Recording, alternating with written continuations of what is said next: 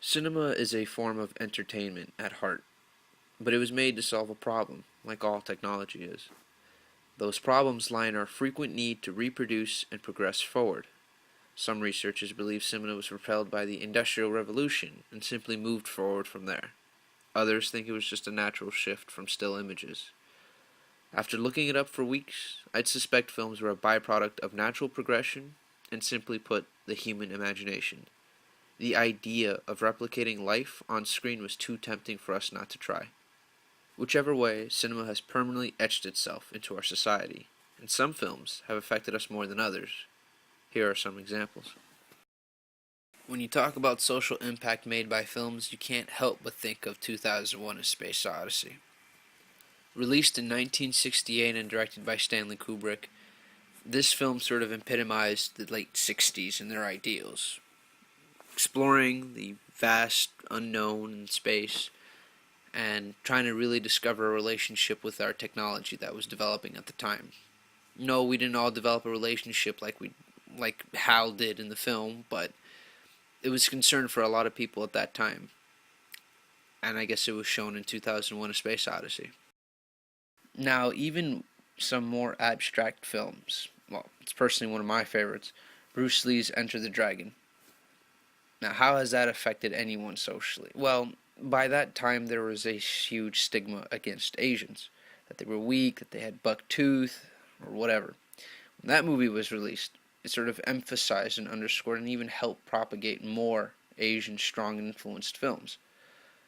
Bruce Lee became a hero, he became a fighter, he became a all-around badass, essentially. And that broke some of the stereotype. And after that movie was released, bunches of martial arts stores started opening up. Kids really wanted to be a martial artist. And that's still going around today, honestly. Both powers use powerful imagery and fantastic audio to get their people riled up for the war, and ready, and willing.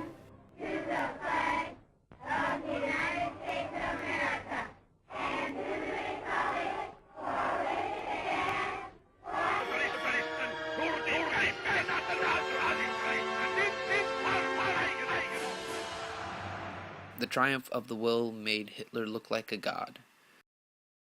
Star Wars came out in 1977, made by George Lucas. A lot of it now has been kind of really crappy, obviously, but that's not the point here.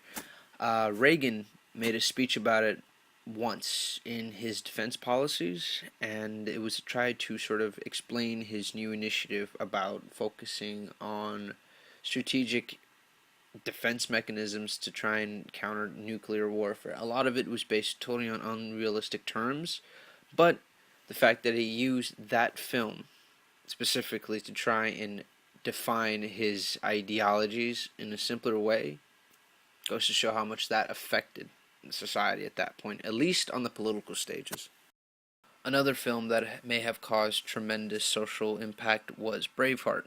It's been argued that by the time of the film's release, it inspired Scotland to actually create a form of parliament, a more democratic society and more laws, trying to almost separate itself a little bit from the UK.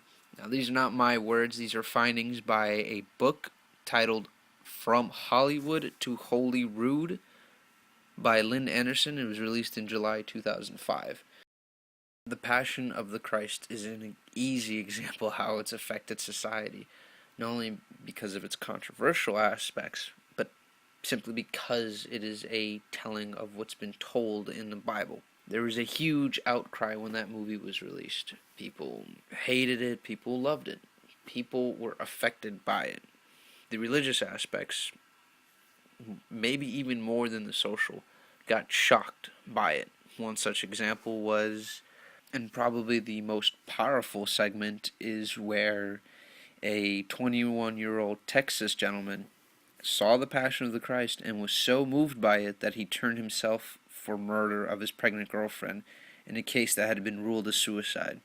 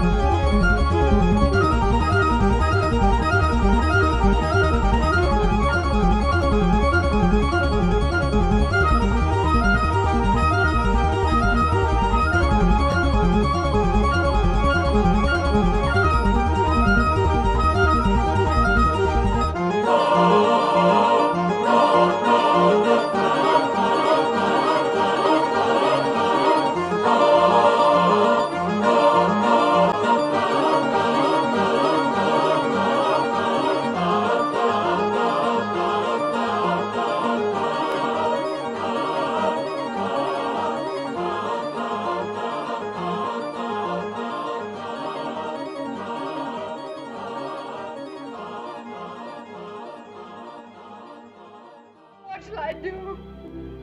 Frankly, my dear, I don't give a damn.